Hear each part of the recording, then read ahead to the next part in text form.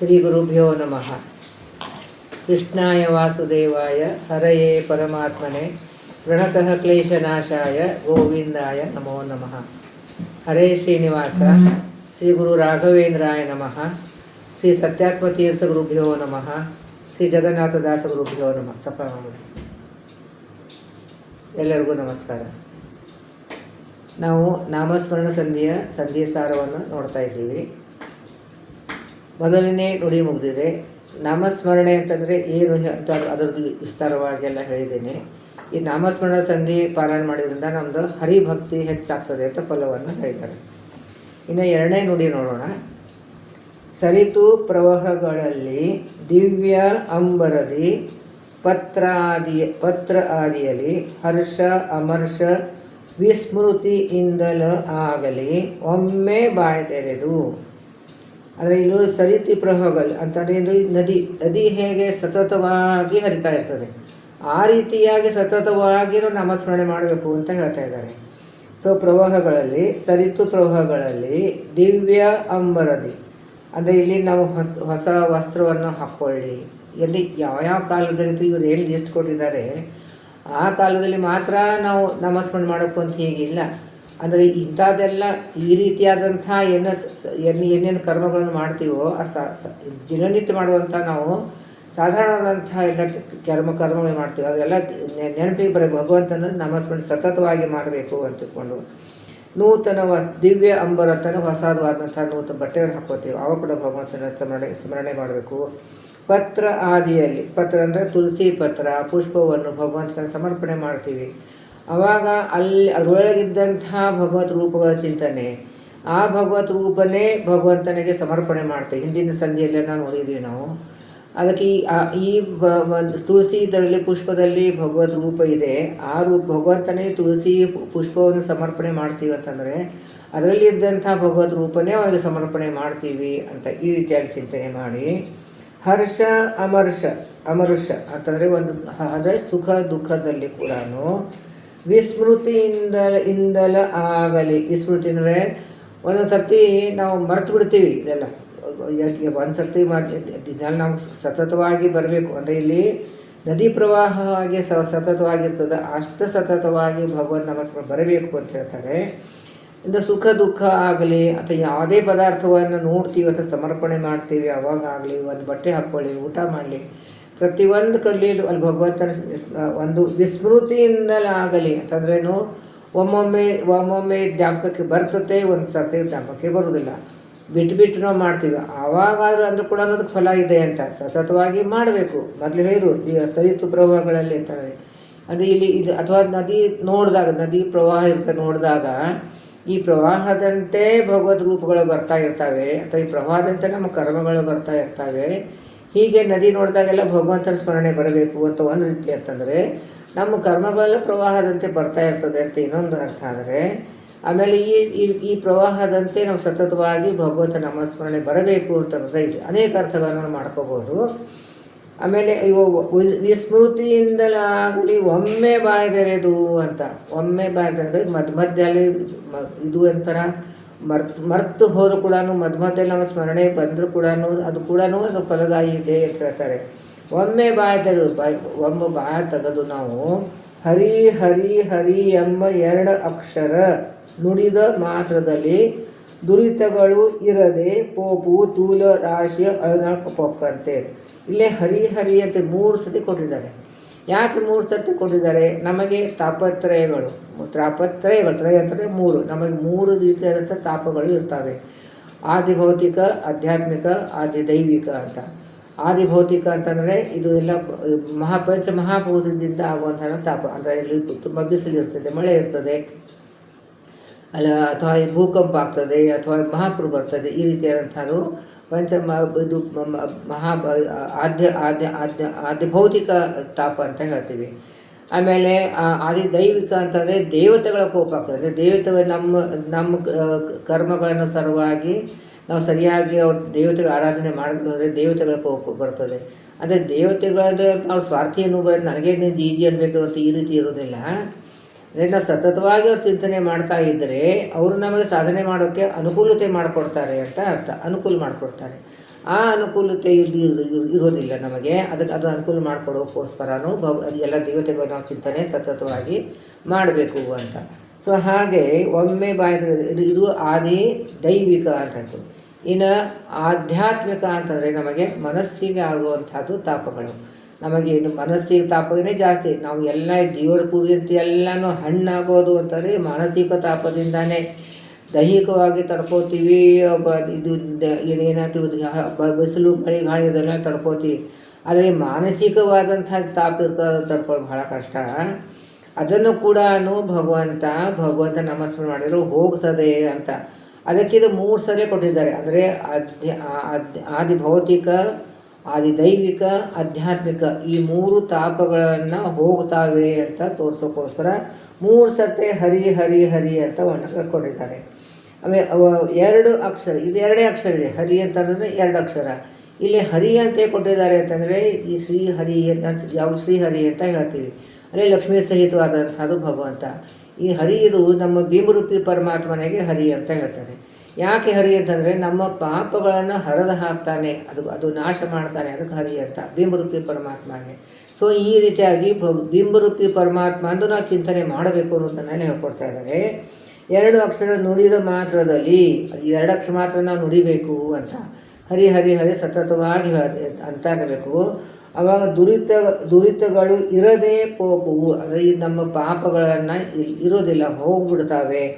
ಹೇಗೆ ಹೋಗ್ತದೆ ಅಂತಂದರೆ ಹತ್ತಿದ ಒಂದು ಗುಡ್ಡನೇ ಇರ್ತದೆ, ಅದರೊಳಗೆ ಒಂದು ಕಿಡಿ ಅಗ್ನಿ ಹೋರ್ ಕೂಡ ಇಡೀ ಗುಡ್ಡ ಸುಟ್ಟು ಹಾಕಿಬಿಡ್ತದೆ.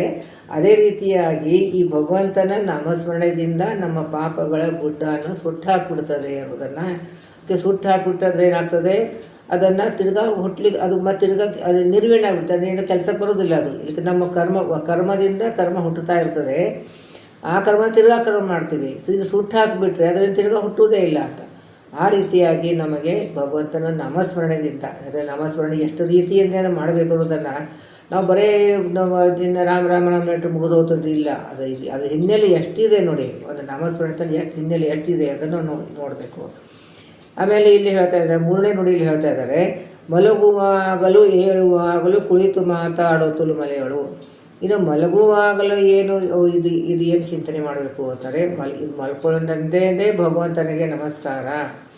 ಆಮೇಲೆ ಮಲಗುವಾಗ ನಾವು ಇಡೀ ದಿವಸ ಎಲ್ಲ ಮಾಡಿದಂಥ ಕರ್ಮಗಳನ್ನು ಭಗವಂತನಿಗೆ ಸಮರ್ಪಣೆ. ಇವತ್ತಿನ ದಿವಸ ಒಳ್ಳೆಯದಾಗಿ ಹೋತು ಅಂತ ಒಂದೊಂದು ಸರ್ತಿ ನಾವು ಏನು ಭಗವಂತನ ಏನು ನಾಮಸ್ಮರಣೆ ಮಾಡ್ದೇ ಏನು ಸಾಧನೆ ಪಾರಾಯಣ ಆಗದೇ ಮಾಡಿಬಿಡುತ್ತೆ, ದಿವಸ ಕಳೆದು ಹೋಗ್ಬಿಡ್ತದೆ.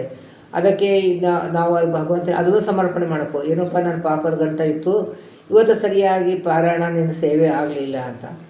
ಒಳ್ಳೆಯದಂತ ಇವತ್ತಿನ ನಿಂದ ಕರುಣೆಯಿಂದ ನಾನು ಇವತ್ತು ಒಳ್ಳೆಯ ಸೇವೆ ಆಯಿತು, ನಮಗೆ ಇವತ್ತಿನ ದಿವಸ ಒಳ್ಳೇದು ಹೋಯಿತು ಅಂತ ಅಂದ್ಬಿಟ್ಟು.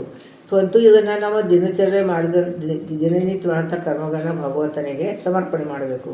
ಆಮೇಲೆ ವಾಯುದೇವರು ಮಾಡೋಂತಹ ಶ್ವಾಸ ಜಪಗಳನ್ನು ಭಗವಂತನಿಗೆ ಸಮರ್ಪಣೆ. ನನ್ನ ದೇಹದಲ್ಲಿ ಕೂತು ವಾಯುದೇವರು ಶ್ವಾಸ ಜಪವನ್ನು ಮಾಡಿದರೆ ಆ ಜಪವನ್ನು ನೀವು ಸಮರ್ಪಣೆ ಅಂತ. ಇದು ಮಲಗುವಾಗಲೂ ಅಂತ ಹೇಳಿ. ಇದು ಏಳುವಾಗಲೇನು ನಾವು ಮಲ್ಕೊಂಡ್ಬಿಟ್ಟಿರ್ತೀವಿ, ನಮಗೇನೂ ಎಚ್ಚರಿರೋದಿಲ್ಲ. ಆದರೂ ಕೂಡ ನಮ್ಮ ದೇಹವನ್ನು ಎಚ್ಚರಿಡ್ತಾನೆ, ಶ್ವಾಸ ಜಪ ನಡೀತಾನೆ ಇರ್ತದೆ. ಅದಕ್ಕೆ ಆಮೇಲೆ ಈಗ ಎಚ್ಚರಣೆ ಭಗವಂತ ನಮಗೆ ಎಚ್ಚರ ಕೊಟ್ಟಿದ್ದಾನೆ ಅಂತ ಅಂದ್ಬಿಟ್ಟು ನಮ್ಮ ಮುಂದಿನ ಕೆಲಸ ಕಾರ್ಯ ಆಗ್ತದೆ. ಅವನು ನಮಗೆ ಎಚ್ಚರ ಕೊಡದೇ ಹೋದ್ರೆ ಹೇಗಾಗಬೇಕು? ಸಮಯವಾಗಿ ನಮಗೆ ಇಂಥ ಸಮಯಕ್ಕೆ ನಾವು ಒಂದು ನಿರ್ದಿಷ್ಟ ಸಮಯವಾದ ಅದರಲ್ಲಿ ನಮಗೆ ಎಚ್ಚರ ಕೊಡುವಂಥ.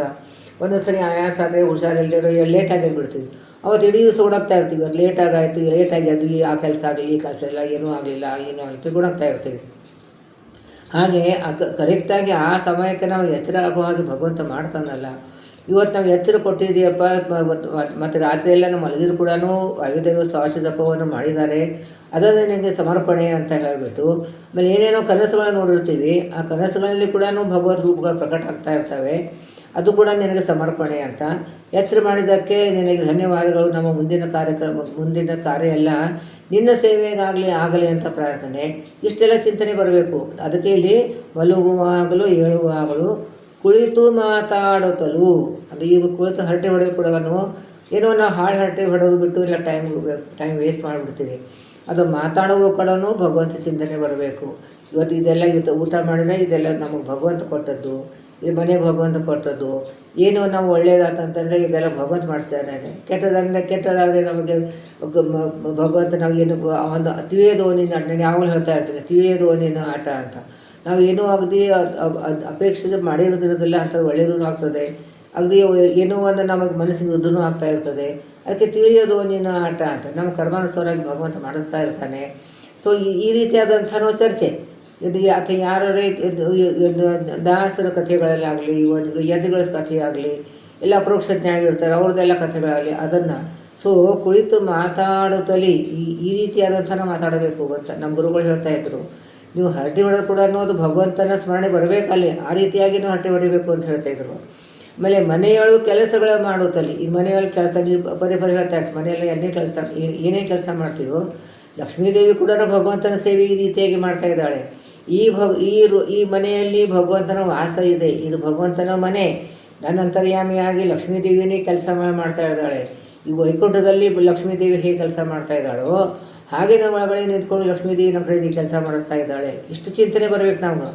ಕೆಲಸಗಳ ಮಾಡುತ್ತಲೇ ಮೈ ತೊಳೆಯುವಾಗ, ಮೆಲುವಾಗ, ಮೈ ತೊಳ್ಕೊಳ್ಳುವಾಗ ಕೂಡ ನಾವು ಸ್ನಾನ ಮಾಡುವಾಗ ಈ ಬಿಂಬರೂಪಿ ಪರಮಾತ್ಮನಿಗೆ ಅಭಿಷೇಕ ಅಂತ ಚಿಂತನೆ ಬರಬೇಕು. ಎಲ್ಲ ಇಂದ್ರಗಳಲ್ಲಿ ಕೂಡ ಈ ದಶಾವತಾರ ರೂಪಗಳ ಚಿಂತನೆ ಮಾಡಬೇಕು. ಹಿಂದಿನ ಸಂಧಿಯಲ್ಲಿ ನಾವು ನೋಡಿದ್ದೀವಿ ಅದು ಎಲ್ಲೆಲ್ಲಿ ಭಗವಂತನ ದಶಾವತಾರ ರೂಪಗಳ ಚಿಂತನೆ, ಯಾವ್ಯಾವ ಇಂದ್ರಗಳಲ್ಲಿ ಯಾವ್ಯಾವ ಚಿಂತನೆ ಮಾಡಬೇಕು ಅಂತ ತಿಳ್ಕೊಂಡು ಹೇಳಿದ್ದೀನಿ ನಾನು. ಸೊ ಇಲ್ಲಿ ಮತ್ಸ್ವರೂಪಿಯ ನಮಃ ಕುರ್ಮಾಯ ನಮಃ ವರಾಹ ನಮಃ, ಮತ್ಸ್ವರೂಪಿಯ ನಮಃ ಕುರ್ಮಾಯ ನಮಃ ವರಾಹ ನಮಃ, ನರಸಿಂಹಾಯನ ವಾಮನಾಯನ ಪರಶುರಾಮಾಯನ ರಾಮಾಯಣ ಕೃಷ್ಣಾಯನ ಬುದ್ಧೇನ ಕಲ್ಪಿ ನಮಃ. ಈ ರೀತಿಯಾಗಿ ಅದು ಈ ದಶಾವತಾರದ ಇಂದ್ರಿಯಗಳಲ್ಲಿ ನಾವು ದಶಾವತಾರ ಚಿಂತನೆಯನ್ನು ಮಾಡಬೇಕು. ಆಮೇಲೆ ಮೈ ತೊಳ್ಕೊಳ್ಳುವಾಗ ಹೀಗಾಗೋಣ ಅಭಿಷೇಕ ಅಂತ. ಆಮೇಲೆ ಎಲ್ಲ ಇಂದ್ರಿಯಗಳಲ್ಲಿ ನಾಡಿಗಳಲ್ಲಿ ಭಗವಂತ ನೀನು ಇದೆಯಾ, ನಾನು ಈ 4 ದೇಹದಲ್ಲಿ ನೀ ಇದೆಯಾ, ಈ ಅಷ್ಟದಳಕಮಲದಲ್ಲಿ ಇದೆಯಾ, ನಿನಗೆ ಅಭಿಷೇಕ. ಇಷ್ಟು ಮೈ ತೊಳ್ಕೊಳ್ಳುವಾಗ ಕನಿಷ್ಠ ಪಕ್ಷ ಇಷ್ಟಾದರೂ ನಾವು ಚಿಂತನೆ ಮಾಡಬೇಕು. ಮೆಲುವಾಗ ಅಂತಂದರೆ ನಾವು ತಿನ್ನುವಾಗ ಕೂಡ ಆ ಪದಾರ್ಥದಲ್ಲಿ ಭಗವಂತನಿದೆಯಾ, ಈ ಒಳಗಡೆ ಉಂಗುಲಿ ಕೂಡ ನೀನೇ ಅದನ್ನು ಕೆಲಸ ಮಾಡ್ತಾ ಇದೆಯಾ, ಒಳಗಡೆ ವೈಷ್ಣವ ಪರಮಾತ್ಮ ಸ್ವೀಕಾರ ಮಾಡ್ತಾ ಇದೆಯಾ, ಅದನ್ನು ಪಚನ ಮಾಡಿ ಪುಷ್ಟಿ ಕೊಡೋದಂಥ ಕಾರ್ಯಕ್ರಮವನ್ನು ನೀನೇ ಮಾಡ್ತಾ ಇದೆಯಾ. ಈ ರೀತಿಯಾದ ಚಿಂತನೆ ನಮಗೆ ಬರಬೇಕು. ಕಲುಷ ದೂರನ ಸಕಲ ಠಾವಿಯಲ್ಲಿ ಅದು ಎಲ್ಲ ಜಾಗದಲ್ಲಿ, ಅಂದರೆ ಎಲ್ಲ ತಿನ್ನುವಾಗಲ, ಮನೆಯ ಮಳ್ಕೊಳ್ಳೋ ಕೂತಾಗೆಲ್ಲ ಪ್ರತಿಯೊಂದು ಜಾಗದಲ್ಲಿ ಭಗವಂತನ ಚಿಂತನೆ ಬರಬೇಕು. ತಿಳಿಯೇ ಕಲುಷ ದೂರನು ದೋಷ ದೂರನಾದಂತಹ ಭಗವಂತನ ಸಕಲ ಠಾವಿಲ್ಲ ಪ್ರತಿಯೊಂದು ದೇಶ ಕಾಲದಲ್ಲಿ ಭಗವಂತ ಚಿಂತನೆ ಬರಬೇಕು.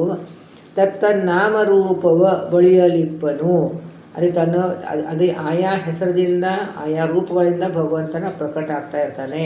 ಈಗ ನಾನು ಮಾತಾಡ್ತಾ ಇದ್ದೀನಿ, ಈ ಶಬ್ದಗಳಲ್ಲಿ ಭಗವಂತ ಆಯಾ ಶಬ್ದ ರೂಪದನ್ನು ಪ್ರಕಟ ಆಗ್ತಾ ಇರ್ತವೆ. ಈ ಎಲ್ಲ ಈಗ ಎಷ್ಟೊತ್ತು ಮಾತಾಡ್ತಿರಲಿಲ್ಲ ಅಷ್ಟೆಲ್ಲ ಪ್ರತಿಯೊಂದಲ್ಲೇ ಭಗವಂತ ರೂಪ ಪ್ರಕಟ ಆಗ್ತದೆ. ಯಾಕಂದ್ರೆ ಒಂದೊಂದು ಅಕ್ಷರಕ್ಕೆ ಭಗವಂತ ರೂಪ ಇದೆ, ಅಷ್ಟು ರೂಪ ಪ್ರಕಟ ಆಗ್ತಾ ಇರ್ತವೆ. ಈ ಎಷ್ಟೆಲ್ಲ ರೂಪಗಳನ್ನು ಸೂರ್ಯಾಂತರ್ಗತ ನಾರಾಯಣ ರೂಪಿ ಪರಮಾತ್ಮ ಸ್ವೀಕಾರ ಮಾಡ್ತಾನೆ. ಆಮೇಲೆ ಅನುಗ್ರಹ ರೂಪದಿಂದ ಆ ರೂಪಗಳನ್ನು ನಮಗೆ ವಾಪಸ್ ಕೊಡ್ತಾನೆ. ಸೊ ಅದಕ್ಕೆ ಇಲ್ಲಿ ಜಗನ್ನಾಥದಾಸರು ನಮಗೆ ಪ್ರತಿಯೊಂದು ಟೈಮಲ್ಲಿ ಹೇಳ್ಕೊಡೋರು ಭಗವಂತನ ಹೇಗೆ ಚಿಂತನೆ ಮಾಡಬೇಕು ಅನ್ನೋದು. ಆದರೆ ಸ್ವಲ್ಪ ಇದು ಆಳವಾಗಿ ಹೋಗಬೇಕು. ಇವತ್ತು ಈ ಸಂಧಿಯನ್ನು ನಮ್ಮ ದಿನನಿತ್ಯ ಆಚರಣೆಗೆ ಉಪಯೋಗ ಬರುವಂತಹದ್ದು ಮತ್ತು ಇದು ಮಾಡಲೇಬೇಕು ಅಂತ ಅನುಸಂಧಾನ, ಅದಕ್ಕೆ ಸ್ವಲ್ಪ ವಿಸ್ತಾರವಾಗಿ ಎಲ್ಲ ಹೇಳ್ತಾ ಇದ್ದೇನೆ. ಈಗ ನಮ್ಮ ದಿನನಿತ್ಯ ಆಚರಣೆ ತರಬೇಕಿದು ಬರಬೇಕು, ಅದಕ್ಕೋಸ್ಕರ ಸ್ವಲ್ಪ ವಿಸ್ತಾರವಾಗಿ ಹೇಳ್ತಾ ಇದ್ದೇನೆ. ಕಲುಷ ದೂರನ ಸಕಲ ಠಾವಿಯಲ್ಲಿ ಎಲ್ಲ ದೇಶ ಕಾಲದಲ್ಲಿ ತಿಳಿಯೇ ಅದೇ ಚಿಂತನೆ ಮಾಡು. ನಾಮರೂಪ ಎಲ್ಲದರಲ್ಲೂ ಆಯಾ ರೂಪದಿಂದ ಆಯಾ ಹೆಸರಿನಿಂದ ಭಗವಂತ ಇದ್ದಾನೆ. ಕಟ್ಟಿಗೆಯಲ್ಲಿ ಕಟ್ಟಿಗೆ ಹೆಸರದಿಂದ ಆ ಕಟ್ಟಿಗೆ ಆಕಾರದಲ್ಲಿ ಇದ್ದಾನೆ, ಮೂರ್ತಿಯಲ್ಲಿ ಮೂರ್ತಿ ಹೆಸರದಿಂದ ಆಕಾರದಲ್ಲಿ ಇದ್ದಾನೆ, ನನ್ನಲ್ಲಿ ನನ್ನ ಹೆಸರದಿಂದ ಈ ಆಕಾರದಲ್ಲಿದ್ದಾನೆ. ಏನೇನು ಕಾಣಿಸುತ್ತೋ ಎಲ್ಲ ಆಯಾ ಆಕಾರದಿಂದ ಆಯಾ ರೂಪದಿಂದ ತನ್ನಾಮ ತುಂಬ ರೂಪ ಅಂತ ಹೇಳ್ತಾರೆ. ಅದೇ ತತ್ತನ್ನಾಮ ರೂಪವ ಬಳಿಯಲಿಪ್ಪನು ಒಂದು ಕ್ಷಣ ಬಿಟ್ಟವಲ್ಲ. ಬಳಿಯಲಿಪ್ಪನು ಇಲ್ಲಿ ಯಾವಾಗಲೂ ಬಳಿಯಲು ಇಪ್ಪನು ಹತ್ತಿರ ಇರ್ತಾನೆ ಅಂತ. ನಮ್ಮ ಬಳಿ ಬಾ ಅಂತ ಹೇಳ್ತೀವಿ, ನಮ್ಮ ಬಳಿ ಬಾ ಅಂತ ಹೇಳ್ತೀವಿ ಅಂತ ನಮ್ಮ ಹತ್ತಿರ ಬರ್ತಾನೆ ಅಂತ. ಬಳಿಯಲಿಪ್ಪನು ಅದೇ ಯಾವಾಗಲೂ ನಮ್ಮ ಹತ್ತಿರನೇ ಇರ್ತಾನೆ ಅಂತ. ಅದು ಇವಾಗ ನಮ್ಮ ದೇಹದಲ್ಲಿ ಎಷ್ಟು ರೂಪದಿದ್ದೆ ನಮ್ಮ ಹತ್ತಿರ ಇದ್ದೇ ಇದ್ದಾನೆ, ಆದರೆ ಅವ ಹತ್ತಿರ ಇದ್ದಂಥ ಅರಿವು ನಮಗೆ ಆಗುತ್ತದೆ ಅಂತ. ಅದೇ ಬಳಿಯಲಿಪ್ಪನು ಒಂದು ಅರೆಕ್ಷಣೆ ಬಿಟ್ಟಗಲನು ಅವರ. ಈ ರೀತಿಯಾಗಿ ಪ್ರತಿಯೊಂದು ಕರ್ಮದಲ್ಲಿ ಮಾಡುವಾಗ ಪ್ರತಿಯೊಂದು ಇಲ್ಲ ಚಿಕ್ಕ ಚಿಕ್ಕದಂಥ ದಿನದಂತೆ ಮಾಡುವಂಥ ಚಿಕ್ಕ ಚಿಕ್ಕ ಕರ್ಮಗಳನ್ನು ಇದರಲ್ಲಿ ಭಗವಂತ ಇದ್ದಾನೆ, ಅವನೇ ಮಾಡಿಸ್ತಾ ಇದ್ದಾನೆ ಅಂತ ಚಿಂತನೆ ಬರ್ತಾಯಿದ್ರೆ ನಮಗೆ ಅವನು ಯಾವಾಗಲೂ ನಮ್ಮ ಹತ್ರನೇ ಇರ್ತಾನೆ. ಅದೇ ಆ ಹತ್ರ ಇದ್ದದ್ದು ಅರಿವು ನಾವು ಮಾಡಿಕೊಡ್ತಾ ಇದ್ರೆ ನಮಗೆ ಬಹಳ ಸಂತೋಷ ಆಗ್ತದೆ ಅಂತ. ಅರೆಯ ಕ್ಷಣ ಒಂದು ಅರೆ ಒಂದು ಅರ್ಧ ಕ್ಷಣ ಕೂಡ ನಮ್ಮ ಬಿಟ್ಟು ಇರುವುದಿಲ್ಲ. ಬಿಟ್ಟಗಲನು ಅವರ ಬಿಟ್ಟು ಅಗಲುವುದಿಲ್ಲ ಅಂತ. ಅದು ಇಷ್ಟು ನೋಡಿ, ಒಂದು ಮಲಗುವಾಗಲ ಏಳುವಾಗಲ ಕುಳಿತು ಮಾತಾಡುವಾಗ ಪ್ರತಿಯೊಂದರಲ್ಲಿ ಕೂಡ ಭಗವಂತನ ಚಿಂತನೆ ಹೇಗೆ ಮಾಡಬೇಕು ಅನ್ನೋದನ್ನು ನನಗೆ ತಿಳಿದಷ್ಟು ಮಟ್ಟಿಗೆ ಹೇಳಿದೆ. ಇನ್ನೂ ವಿಸ್ತಾರ ಹೋಗ್ತದೆ. ಅದೇ ಸದ್ಯಕ್ಕೆ ನಮಗೆ ದಿನನಿತ್ಯ ಚಿಂತನೆ ಮಾಡಲಿಕ್ಕೆ ಎಷ್ಟು ಬೇಕೋ ಅಷ್ಟು ಮಾತ್ರ ನಾನು ಹೇಳ್ತಾ ಇದ್ದೀನಿ. ಇದು ಮಾಡಲೇಬೇಕು. ಇಷ್ಟು ಮಿನಿಮಮ್ ಮಾಡಿ ಬಂದರೆ ನಾವು ಹರಿಕಥಾಂಸಾರ ಅಧ್ಯಯನ ಮಾಡೋದಾದ್ರೆ ಸಾರ್ಥಕ, ಇಲ್ಲದ್ರೆ ವೇಸ್ಟು. ಅದಕ್ಕೆ ಸ್ವಲ್ಪ ವಿಸ್ತಾರವಾಗಿ ಹೇಳ್ತಾ ಇದ್ದೇನೆ. ಇನ್ನು ಮುಂದಿನ ನುಡಿಯನ್ನು ಆಯಿತು. ಇನ್ನೊಂದು ನುಡಿ ಹೇಳ್ಬಿಡ್ತೀನಿ. ಆವ ಕುಲದಿವನಾದಳೆ ನಿನ್ನಾವ ದೇಶದಿದ್ದಳೆ ನಿನ್ನಾವ ಕರ್ಮ ಮಾಡಿ ನಿನ್ನಾವ ಕಾಲದಲ್ಲಿ ಶ್ರೀವರನ ಸರ್ವತ್ರದಲ್ಲಿ ಸಂಭಾವಿಸುತ್ತ ಪೂಜಿಸು ಮೋದಿಪ ಕೋವಿದರುಗುಂಟೆ ಭವ ದುಃಖಾದಿ ದೋಷಗಳು.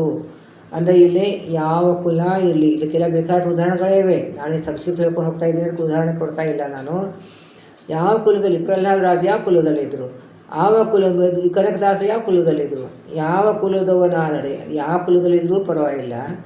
ಇನ್ನು ನೀನು ಯಾವ ದೇಶ ಇಲ್ಲಿ ಅಮೇರಿಕಾ ಇದ್ದೀವೋ, ಇಲ್ಲಿ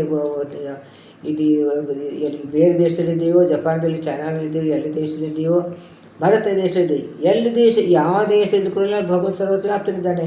ಅಲ್ಲಿ ನಾವು ಚಿಂತನೆ ಮಾಡಲೇಬೇಕು. ಹಾಗಾದರೆ ಭರತ ಭೂಮಿ ಶ್ರೇಷ್ಠ ಭೂಮಿ, ಇಲ್ಲೇ ಸಾಧನೆ ಮಾಡಿರೋದು ಮತ್ತೆ ದಾಸರಾಗಿ ಹೇಳ್ತಾರೆ ಅಂತ. ಹೌದು, ಇದು ಪವಿತ್ರವಾದಂಥ ಜಾಗ, ಇಲ್ಲೆಲ್ಲ ಭಗವಂತ ಓಡಾಡಿದಂಥ ಜಾಗ. ಇಲ್ಲಿ ಅದಕ್ಕೆ ಭರತಖಂಡ ಇದು ನಮ್ಮ ಸಾಧನೆಗೆ ಇದು ಅಂತಕೊಂಡು ಇದನ್ನು ಶ್ರೇಷ್ಠವಾದಂಥ ಸ್ಥಾನ ಅಂತ ಹೇಳ್ತಾರೆ. ನೋಡಿ, ಎಲ್ಲ ಭಗವಂತ ಎಲ್ಲ ಅವತಾರಗಳು ಮಾಡಿದಂಥ ಸ್ಥಾನ ಇಲ್ಲೇ, ತನ್ನ ಕಾರ್ಯಗಳು ಮಾಡಿದ್ರೆ ಇಲ್ಲೇ. ಅದಕ್ಕೆ ಇದು ಪವಿತ್ರ ಭೂಮಿ ಅಂತ. ಪವಿತ್ರ ಭೂಮಿ ಅಂತ ಹೇಳ್ತಾರೆ. ಮತ್ತು ಇಷ್ಟೆಲ್ಲ ಪಾಪಗಳನ್ನ ಆಗ್ತಾ ಇರ್ತಾರಲ್ಲ ಅಂತಕೊಂಡು ಇಲ್ಲಿ ಎಲ್ಲ ಕಡೆಯೂ ಎಲ್ಲ ದೇವತೆಗಳು ದೈತ್ಯಗಳು ಎಲ್ಲ ಕೂಡ ಪಕ್ಕದಲ್ಲೇ ಇರ್ತಾರಲ್ಲ. ಸೊ ಎರಡೂ ಕಾರ್ಯ ನಡೀತಾ ಇರ್ತದೆ. ಆದರೆ ಸಾಧಕರಿಗೆ ಮಾತ್ರ ಇದು ಶ್ರೇಷ್ಠವಾದ ಜಾಗ ಅಂತ. ಹಾಗಂತಂದರೆ ಬೇರೆ ದೇಶದಲ್ಲಿ ಹೋದರೆ ಸಾಧನೆ ಆಗೋದಿಲ್ಲ, ಆಗ್ತದೆ, ಅಲ್ಲಿ ಕೂಡ ಆಗ್ತದೆ. ಇಲ್ಲಿ ವಿಶೇಷ ಫಲ ಇರ್ತದೆ, ಅಲ್ಲಿ ಸ್ವಲ್ಪ ಫಲ ಕಡಿಮೆ ಅಂತ ಹೇಳ್ತಾರೆ. ಆದರೂ ಕೂಡ ಮಾಡಿದಂಥ ಕರ್ಮಕ್ಕೆ ಫಲ ಅಂತ ಇದ್ದೇ ಇದೆ. ಅದಕ್ಕೆ ಯಾವ ದೇಶ ಇದ್ದರೆ ಏನು, ಯಾವ ದೇಶ ಇದ್ದರೆ ಏನು ಅಂತ ಹೇಳ್ತಾ ಇದ್ದಾರೆ. ಇನ್ನು ಕರ್ಮ ಮಾಡಿ ಏನೇನು ಕರ್ಮ ಮಾಡಿದ್ರೇನು ಅಂತಂದ್ರೇನು, ನಾವು ಕೆಟ್ಟ ಕರ್ಮಗಳನ್ನು ಮಾಡಿದರೂ ಕೂಡ ಭಗವಂತ ಸಮರ್ಪಣೆ ಮಾಡಿ ಅಂತ ಹೇಳ್ತೀವಲ್ಲ. ಹೇಗೆ ಅಂತಂದರೆ ಇದು ಕೆಟ್ಟ ಕರ್ಮಗಳು ಮಾಡಿದ ನಾವು ಅರಿವು ಇರಬೇಕು. ಆಮೇಲೆ ಇಂಥ ಕರ್ಮಗಳು ನಮ್ಮ ಕಡೆ ಮಾಡಿಸ್ಬೇಡಪ್ಪ ಅಂತ ಇನ್ನೂ ಪ್ರಸಂಗನ ನಾವು ಸುಳ್ಳು ಹೇಳ್ತೀವಿ ಅಥವಾ ಯಾರಿಗೂ ಮೋಸ ಮಾಡಿರ್ತೀವಿ, ಆಮೇಲೆ ಪಶ್ಚಾತ್ತಾಪ ಆಗ್ತದೆ. ಇನ್ನು ಮಾಡಿದ್ದೇನಪ್ಪ ಇಂಥ ಕರ್ಮಗಳನ್ನು ನಮ್ಮ ಕಡೆ ಮಾಡಿಸ್ಬೇಡ ಅಂತ ಅನ್ನೋದನ್ನು ನಾವು ಮಾಡಬೇಕು. ಮಾಡಿ ಇನ್ಯಾವ ಕಾಲದಲ್ಲಿ, ಯಾವಾಗ ಹಗಲು ರಾತ್ರಿ ಯಾವಾಗಾದ್ರೂ ಸರಿ, ಈಗ ಬ್ರಾಹ್ಮಿ ಮುಹೂರ್ತ ಬೆಳಗ್ಗೆ ಟೈಮಲ್ಲಿ ನಾವು ಭಗವಂತ ಚಿಂತನೆ ಮಾಡಬೇಕು ಅಂತ ಹೇಳ್ತಾರೆ. ಅಂದರೆ ಬೇರೆ ಟೈಮ್ ಮಾಡೋದಿಲ್ಲ ಅನ್ಕೊಳ್ಳ, ಆ ಟೈಮ್ ಮಾಡಬೇಕು. ಅಲ್ಲಿ ವಿಶೇಷವಾದಂಥ ಫಲ ಇರ್ತದೆ. ಯಾಕಂದರೆ ಅಲ್ಲಿ ಶಾಂತ ವಾತಾವರಣ ಇರ್ತದೆ, ಮೈಂಡ್ ಫ್ರೆಶ್ ಇರ್ತದೆ. ಆವಾಗ ನಾವು ಏಕಾಗ್ರತೆ ಬರ್ತದೆ ಅನ್ನೋದಕ್ಕೋಸ್ಕರ. ಆಮೇಲೆ ಅಲ್ಲಿ ದೇವತೆಗಳೇ ಓಡಾಡುವಂತಹ ಟೈಮ್ ಅದು. ಆವಾಗ ನಾವು ಮಾಡಿರೋ ಅವ್ರು ವಿಶೇಷ ನಮಗೆ ಅನುಗ್ರಹ ಮಾಡಕ್ಕೆ ಹೋಗ್ತಾರೆ. ಅದಕ್ಕೋಸ್ಕರ ಅದು ಆ ಬ್ರಾಹ್ಮಿ ಮುಹೂರ್ತ ಅಥವಾ ಬೆಳಗ್ಗೆ ಅಂತ ಹೇಳ್ತೀವಿ. ಆದರೆ ಬೇರೆ ಕಾಲದಲ್ಲಿ ಮಾಡೋ ಫಲ ಇಲ್ಲೇನೋ ಇರ್ತದೆ, ಅವಶ್ಯವಾಗಿ ಇರ್ತದೆ. ಯಾವ ಕಾಲದಲ್ಲಿದ್ರೇನೋ ಶ್ರೀವರನ ಸರ್ವತ್ರಲ್ಲೇ ಸಂಭಾವಿಸುತ್ತ ಅಂತಂದರೆ ಇಲ್ಲಿ ಗೌರವದಿಂದ ಭಗವಂತನ ಎಲ್ಲ ಕಡೆ ಭಗವಂತನೇ ಎಲ್ಲ ಶ್ರೀವರನ ಅಂತಂದರೆ ಭಗವಂತ ಲಕ್ಷ್ಮೀದೇವಿ ಅಂತಾನು ಸ್ವಾಮಿ ಆದಂಥದ್ದು ಭಗವಂತ ಸಂಭಾವಿಸುತ್ತ ಗೌರವದಿಂದ ಪೂಜಿಸಬೇಕು. ಮೋದಿಪ ಆನಂದ ಪಡಬೇಕು. ಈಗ ನಾವು ಭಗವಂತನ ನಾಮಸ್ಮರಣೆ ಮಾಡಿದರೆ, ಈಗ ಹರಿಕಥಾಂಸಾರ ನಾವು ಪಾರಾಯಣ ಮಾಡಲಿ ಆಗಲಿ ಅಥವಾ ಈ ಒಂದು ಅಧ್ಯಯನ ಮಾಡಿದರೆ ಆನಂದ ಪಡಬೇಕು. ಅದಕ್ಕೆ ನನಗಂತೂ ಬಹಳ ಖುಷಿ. ಹರಿಕಥಾಂಸಾರ ಪಾರಾಯಣ ಜಪ ಅಂತಂದರೆ ಪಾರಾಯಣ ಆಗಲಿ ಒಂದು ಅರ್ಥವಾದಾಗಲಿ ಬಹಳ ಖುಷಿ. ಈಗ ನೀವು ಎಷ್ಟು ಜನ ಕೇಳ್ತಿರೋ ಅದಷ್ಟು ಅದೇನು ಲೆಕ್ಕಕ್ಕಿರೋದಿಲ್ಲ. ಇದು ಒಂದು ನನ್ನ ಬಾಯಿಂದ ಗುರುಗಳು ನುಡಿಸ್ತಾ ಇದ್ದಾರೆ, ಅದರಲ್ಲೇ ಸಂತೋಷ ನನಗೆ. ಭಗವಂತನ ಅನುಗ್ರಹ ಇದೆ, ಗುರುಗಳ ಅನುಗ್ರಹ ಇದೆ. ಅದಕ್ಕೆ ನಾನು ಬಾಯಿಂದ ಇಷ್ಟು ನುಡಿಸ್ತಾ ಇದ್ದಾನಲ್ಲ ಅಂತ ಅದರಲ್ಲೇ ಸಂತೋಷ. ಅದಕ್ಕೆ ನಾವು ಏನು ಮಾಡಿದರೆ ಮೋದಿಪ ಕೋವಿದರುಗುಂಟೆ, ಕೋವಿದರು ಅಂದರೆ ಜ್ಞಾನಿಗಳು, ನಾನೇ ಜ್ಞಾನಿಗಳೇನು ಅಲ್ಲ. ಆದ್ರೂ ಕೂಡ ಈ ಹರಿಕಥಾಂಸಾರ ಪಾರಾಯಣ ಮಾಡುವಾಗ ಜಪ ಮಾಡುವಾಗ ಸಂತೋಷ ಆಗ್ತದೆ. ಈ ಆನಂದ ಎಲ್ಲರಿಗೂ ಸಿಗ್ತದೆ. ನಾನು ಪಂಡಿತನೇ ಅಲ್ಲ, ಆದರೂ ಸಂತೋಷ ಅಂತ ಸಿಗ್ತದೆ. ಅದು ಮೋದಿಪರಿ ಕೋವಿದರಿಗೆ ಉಂಟೇನು ಭವ ದುಃಖಾದಿ ದೋಷಗಳು, ನಮಗೆ ಈ ಸಂಸಾರಿಕ ದುಃಖದ ದೋಷ ನಮಗೆ ಇರುವುದಿಲ್ಲ ಅಂತ. ಅಂದರೆ ದುಃಖಗಳು ಬರ್ತಾನೆ ಇರ್ತಾವಲ್ಲ ಅಂತ. ಆದರೆ ಅದು ಬಂದರೂ ಕೂಡ ಅದು ನಮ್ಮ ಸಹನ ಶಕ್ತಿ ಇರ್ತದೆ. ಇದು ದುಃಖ ಅಂತ ಅನಿಸೋದೇ ಇಲ್ಲ ಅಂತ, ಅದು ದುಃಖ ಅಂತ ಅನಿಸೋದೇ ಇಲ್ಲ. ಇದು ಭಗವಂತ ಕೊಟ್ಟಾಗ ಸ್ವೀಕಾರ ಮಾಡೋದು, ಅವನೇ ಪಾರ ಮಾಡ್ತಾನೆ, ಮಾಡಪ್ಪ ಅಂತಿಕೊಂಡು ಅದ್ರ ಬಗ್ಗೆ ಕೊರಗೋದಿರೋದಿಲ್ಲ. ದುಃಖ ಇರೋದಿಲ್ಲ ಅಂತಂದ್ರೆ ಏನು, ಕಷ್ಟಗಳು ಬಂದೇ ಬರ್ತವೆ, ಕಷ್ಟಗಳೇನು ಹೋಗೋದಿಲ್ಲ, ಕಷ್ಟಗಳು ಬರುವೆ. ಆದರೆ ಕಷ್ಟ ಬಂದಾಗ ಅದು ಕಷ್ಟ ಅಂತ ಅನಿಸೋದಿಲ್ಲ. ಈ ಸಿಂಪಲ್ ಎಕ್ಸಾಂಪಲ್ ಹೇಳ್ತೇನೆ. ಇವಾಗೆಲ್ಲ ಈ ತುಂಬ ಜನಕ್ಕೆ ಒಂದು ಯಾರೋ ಗೆಸ್ಟ್ ಬಂದರೆ ಎಷ್ಟು ಚಪಾತಿ ಬಕ್ರಿ ಮಾಡೋದು ಅಂತಂದರೆ ಒಳ್ಳೆ ಕಷ್ಟ ಅಂತ ಅನಿಸ್ಬಿಡ್ತದೆ. ಆದರೆ ಅದು ಅಭ್ಯಾಸ ಇಟ್ಕೊಂಡ್ಬಿಟ್ಟಿದ್ರೆ ಅಥವಾ ನಮ್ಮ ಮಾಡುವ ಖುಷಿ ಇತ್ತಂತಂದರೆ ಅದು ವಜಾ ಆಗೋದಿಲ್ಲ, ಖುಷಿಯಿಂದ ಮಾಡ್ತೀವಿ. ಯಾರು ಬಂದರೆ ಇರಲಿ, ತಮ್ಮ ಮನೆ ಬರಲಿ ಆಗಲಿ, ನಮ್ಮ ಫ್ಯಾಮ್ಲಿ ಜನಕ್ಕೆ ಆಗಲಿ, ಅದು ಆ ಕೆಲಸ ಮಾಡೋದ್ರಲ್ಲಿ ನಮಗೆ ಖುಷಿ ಇತ್ತಂತಂದರೆ ಅದು ವಜಾ ಆಗೋದಿಲ್ಲ. ಅಡುಗೆ ಮಾಡೋದಾಗಲಿ, ಬಕ್ರಿ ಚಪಾತಿ ಮಾಡೋದಾಗಲಿ ವಜಾ ಅನಿಸೋದಿಲ್ಲ. ಹಾಗೆ ನಮಗೆ ಇದು ಅದು ಆ ಕೆಲಸ ಮಾಡಿದ್ರೂ ನಮಗೆ ದುಃಖ ಆಗೋದಿಲ್ಲ ಅಂದ್ರೂ ವಜ್ಜ ಅನಿಸೋದಿಲ್ಲ, ಕಷ್ಟ ಅನಿಸೋದಿಲ್ಲ ಅಂತ ಅರ್ಥ. ಹಾಗೆ ನಮಗೆ ಈ ಭಗವಂತನ ಈ ರೀತಿಯಾದ ಸತತವಾಗಿ ಕಡೆ ಚಿಂತನೆ ಮಾಡ್ತಾ ಹೋದರೆ ಇದು ನಮಗೆ ಹೊಸ ದುಃಖಗಳನ್ನು ದುಃಖ ಅನಿಸೋದೇ ಇಲ್ಲ ಅಂತೆ. ದೋಷಗಳು ಇದು ಅದು ದೋಷಗಳು, ಇದು ದುಃಖದ ದೋಷ.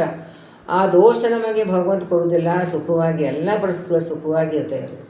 ನೀವು ಸುತ್ತಮುತ್ತ ಅಬ್ಸರ್ವ್ ಮಾಡ್ಕೊಂಡು ಹೋಗ್ರಿ, ನೋಡಿ ಎಲ್ಲರಿಗೆ, ಪ್ರತಿಯೊಬ್ಬರ ಮನೆಯಲ್ಲಿ ಪ್ರತಿಯೊಬ್ಬರು ವ್ಯಕ್ತಿಗಳಲ್ಲಿ ಏನಾದರೂ ಒಂದು ಕಷ್ಟಗಳು ಇದ್ದೇ ಇರ್ತವೆ.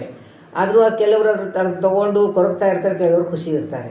ಸೊ ಅದೇ ಪರಿಸ್ಥಿತಿ ಒಳಗಡೆ ಕೆಲವರು ಖುಷಿ ಇರ್ತಾರೆ, ಕೆಲವರು ಕಷ್ಟಪಡ್ತಾ ಇರ್ತಾರೆ, ಸೇಮ್ ಸಿಚುವೇಷನ್ನಲ್ಲಿ.